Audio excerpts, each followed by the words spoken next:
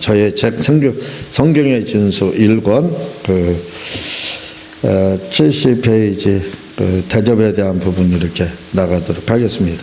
이 성경의 진수 말 그대로 성경의 진수예요. 제가 쓴 그 책인데 우리 능력 있는 삶 이런 삶을 우리가 어떻게 살 수 있느냐, 그것은 사실은 성경 말씀이 많은 유절로 되어 있지만 우리가 그 말씀을 그대로 믿고 그 능력 있는 삶을 사는 방법은 뭐냐면 용어를 얼마나 깨달았느냐, 그겁니다. 그러니까 용어가 많이 정립되어 있는 사람들은 말씀대로 살려고 노력을 해요. 근데 용어가 정립되어 있지 않은 사람들, 믿음이라든가 이 진리라든가 이런 것들이요, 기타 우리가 찬양이라고 하는 부분, 기도라고 하는 부분, 이런 부분들, 이게 정립이 잘 안 돼 있으면 뭐가 뭔지를 모르는 거예요. 잘 알지 못하니까 결국 신앙생활을 제대로 우리가 올바르게 하지를 못하게 됩니다. 그래서 신앙생활을 올바르게 하고 내가 좋은 믿음으로다 이렇게 말씀 그대로 믿고 살기를 원한다면 가장 시급한 게 뭐냐면 시금석과 같이 그게 뭐냐면 용어 정리입니다. 다시 말하면 얼마나 믿음이라는 거에 대한 그 용어, 진리라는 거에 대한 용어, 기도라는 거에 대한 용어, 기도가 뭔지, 믿음이 뭔지, 진리가 뭔지 이런 부분들에 대한 정립이 돼 있어야 돼. 그래서 제 이 성경의 진수 이 책이 그런 정립이 굉장히 잘 돼 있습니다. 그래서 제 1장에는 아버지 품, 예수님은 아버지 품에서 어떻게 계셨느냐, 형상과 형체에 대해서 이 부분을 이제 알아야 되고, 두 번째 이제 제자의 사랑에 대해서 사랑, 이게 아가페 우리가 잘 알고 있죠. 아가파오, 이 완전히 다른 문제입니다. 그러니까 아가페, 하나님의 사랑 아가페 이렇게 이야기하는데 아가페는 모든 사람을 사랑하는 거지요.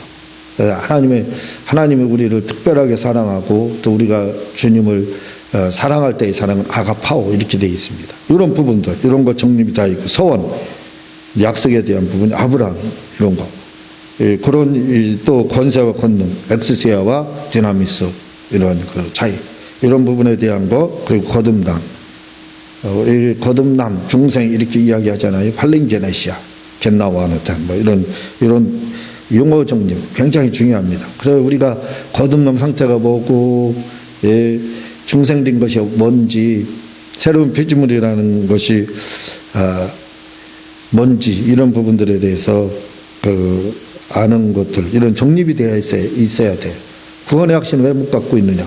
구원의 확신이 뭔지, 예수님이 누군지 정립이 안 돼 있잖아요. 딱 정립만 돼 있으면 쉽게 구원의 확신도 가질 수 있고 또 말씀도 그대로 믿을 수 있게 됩니다. 그리고 찬양에 대한 부분, 도대체 하나님 찬양 가운데 계신다고 그러는데 그 찬양은 어떤 찬양이냐, 이런 부분들이요, 테일러 찬양을 의미하고 있죠. 이 책에 그런 용어들이 잘 정립이 되어 있습니다. 그 승리와 전승, 트라이엄프와 빅토리의 차이, 그 차이는 뭐냐? 그걸 이제 먼저 우리가 제 8장으로 살펴봤고, 제 9장 이번에 이제 제 9장 이렇게 나가게 되는데, 대접 이미 중간에 이렇게 나갔는데, 마태복음 7장 12절, 그러므로 무엇이든지 남에게 대접을 받고자 하는 대로 너희도 남을 대접하라. 이것이 율법의 선지전. 이게 이제 신구약의 황금률, 가장 중요하다 이거죠. 하나님과의 관계, 사람과의 관계, 모든 관계. 이 땅을 살아가면서 모든 분들이 가장 힘들어하는 게 뭔지 아세요? 그게 뭐냐면 관계예요, 관계. 하나님과의 관계도 힘들어하고 또 사람과의 관계. 어디 직장을 다닌다든가 그 친구를 만나든가 지인을 만나든가 하는 것도 다 뭐냐면 관계거든요.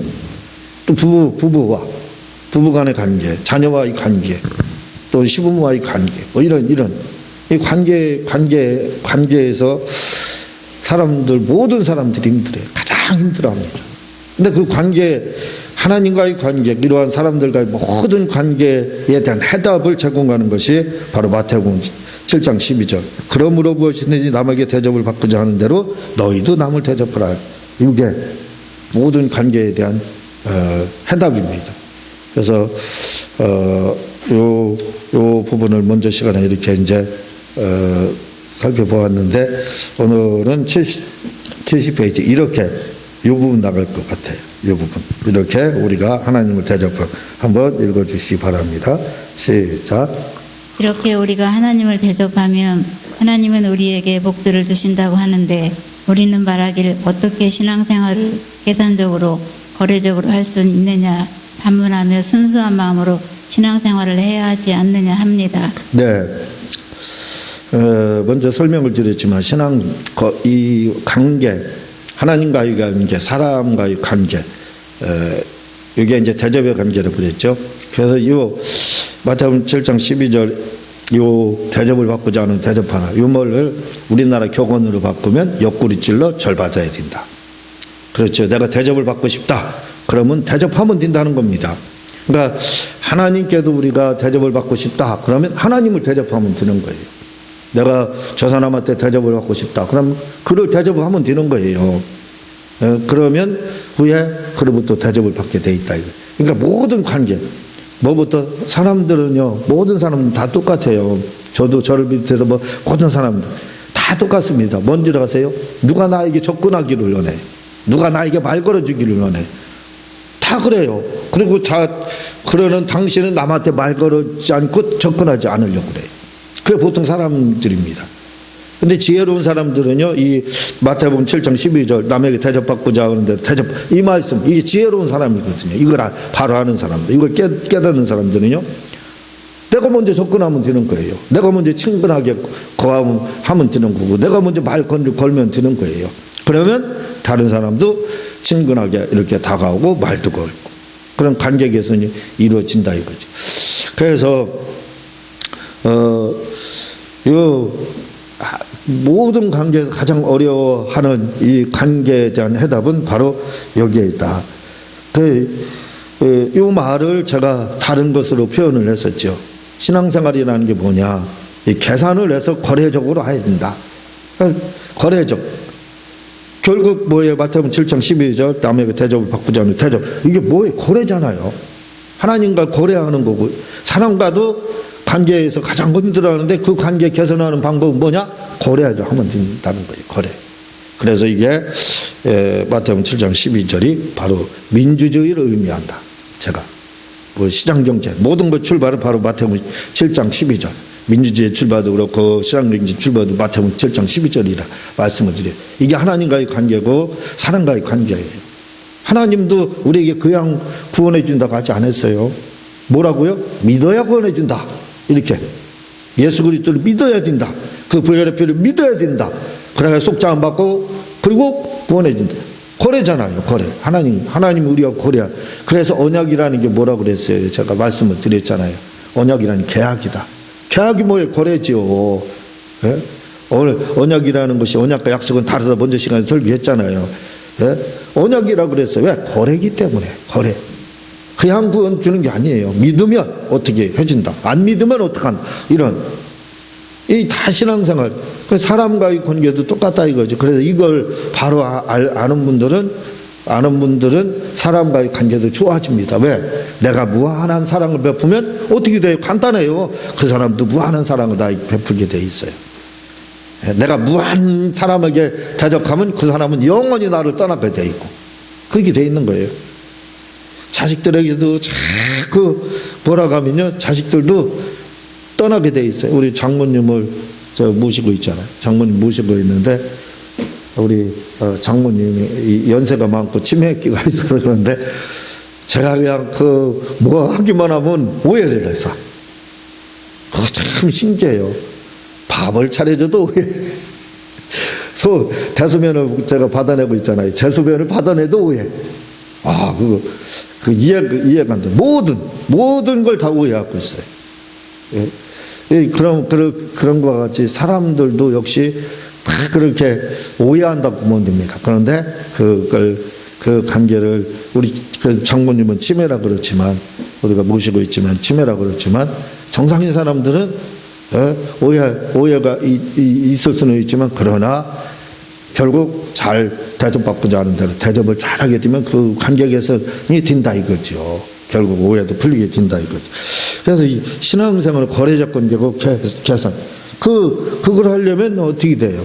거래를 하려면 계산을 잘해야죠. 어떤 게 미치는지, 어떤 게 손해보지 않는지, 어떻게 하면 손해보는, 그걸 계산을 잘해야죠. 그래서 계산을, 그래서 신앙생활을 제가 탈무드에도 그 말씀을 하잖아요. 아니, 신앙생활을 어떻게 거래적으로 하느냐. 그렇게 거래적으로 계산은 어떻게 계산하면서 하느냐 그러는데, 계산하지 않기 때문에 잘못하는 겁니다. 만약에 계산을 해서요, 예수 안 믿는 걸 계산해 보세요. 어떻게 돼? 지옥 가는 거 딱 나오잖아요, 계산하면. 그럼 예수 안 믿을 사람이 누가 있어요? 예? 아버지의 집에 갈 거냐, 천국에 갈 거냐. 천당은 아버지의 집은 천국의 노른자 이라겠죠. 갈 건 열심히 순종하고 복종하고 하나님 말씀대로 믿으면 천당 아버지의 집에 가요. 그거 계산이 된 사람이면 누구든지 어쨌든 간에 예수님을 주님으로 믿을 뿐만 아니라 열심히 충성을 다한다 이거죠. 왜? 계산이 되기 때문에. 계산을 하면 그렇게 된다 이거죠. 계산을 않고 사려니까 그냥 신앙생활을 따르국밥처럼 이율배반적으로 그렇게 우리가 신앙생활을 하는 겁니다. 이웃과의 관계에서도요, 계산만 잘해보세요. 그러면 금방 내가 싸납게 굴면, 무례하게 굴면 당연히 돌아오는 건 떠나죠, 나를. 그 사람도 무례하고 싸납게 굴죠. 그러나 내가 친절하게 주님 말씀대로 대답받고자 하는 하는 것처럼 그렇게 하게 되면 그 사람도 나와 관계를 좋아지는. 그러니까 대접을 받고자 원하는 대로 받고자 하는 대로 너희도 남을 대접. 이게 뭐예요? 계산해보라 이거지. 계산해서. 쉽게 말해서 계산이라는 말입니다. 예? 계산해서 내가 대접하면 하나님이 나를 대접한다 이거죠. 그러니까 하나님께도 열심히 신앙생활은 계산을 잘해야 돼. 계산 잘하는 사람이 열심히 신앙생활합니다. 예? 내 영혼에 대해서 한번 계산 생각해 보라 이거죠. 내가 이렇게 믿으면 되겠느냐 안 되겠느냐, 어떻게 되겠느냐, 이런 걸 계산하면 열심히 하겠죠. 그 말입니다. 한번 계속 읽어보겠습니다. 시작. 그러나 진짜 순수한 신앙생활이 무엇입니까? 이는 말씀을 그대로 믿고 받아들이는 것을 말합니다. 다시 말해 하나님께서 우리에게 심은 대로 거두게 하고 대접한 만큼 대접을 받게 해준다고 하는데, 우리가 뭐가 그리 영리하고 지혜롭기에 하나님의 호의를 거절하느냐는 것입니다. 네. 대접, 심은 대로 거두리라. 주님이 심으면 거둔다 했어요. 그렇게 갈라디아 6장 7절 스스로 속이지 말라. 하나님 만일이 여김받지 아니하냐. 사람이 무엇으로 심든지 그대로 거두리라. 이것이 곧 적게 심는 자는 적게 거두고 많이 심는 자는 많이 거둔다 하는 말이르다. 고린도후서 9장 6절 이렇게 나오고 있습니다. 이렇게 주님이 심은 대로 거둔다 했으면 그냥 그 말을 믿으면 되는 거죠. 그래서 조나반지니 목사님처럼 거둘 거 생각하고 심으라는 거예요. 그러면 헌금에 대해서 12일째에 대해서 말 안 해도 됩니다. 목사님들이 12일째라 감사헌금이나 헌금하라 할 필요가 없어요. 왜? 이 말씀을 바로 본인이 이해하기만 하면 돼요. 내가 복 받기를 원한다. 하나님께 내가 물질로 대접받기를 원한다. 그럼 심게 돼 있다 이거죠. 콩 심은 데 콩 나고 팥 심은 데 팥 난다겠죠. 예? 콩 심은 데서 팥 나기를 원해서는 안 된다 이거죠. 무슨 말이냐면 봉사로 심으면 봉사로 돌아오고 건강으로 돌아오고, 물질로 심으면 물질로 온다 이거죠. 영혼을 구원하는 것으로 심게 되면 가족들이 구원을 받게 되는 거고, 내 영혼이 하나님으로부터 대접받는 거고, 이렇게 콩 심으면 콩 나고 팥 심으면 팥 난다 이거죠. 그게 바로 심은 대로 거둔다는 말씀입니다. 그렇게 그걸 알으면, 그걸 심은 대로 거둔다는 걸 알게 되면 하나님의 호의를 거절하지 않는다. 하나님이 심은 대로 복 준다고 했는데 싫습니다. 그렇게 나는 하나님께 복 받기 위해서 심는 게 아니다. 그런 말 하지 않는다 이거죠. 그건 하나님의 호의를 거절하는 겁니다. 왜? 심은 대로 거둔다고 했는데 왜 그 말을 부인하느냐 이거예요. 아니 자기가 하나님보다 더 똑똑합니까? 심든지 그대로 거두, 적게 심으면 적게 거두, 많이 심으면 많이 거둔다. 이렇게 했는데, 이 말을 자기가 무시하면 되느냐 이거예요.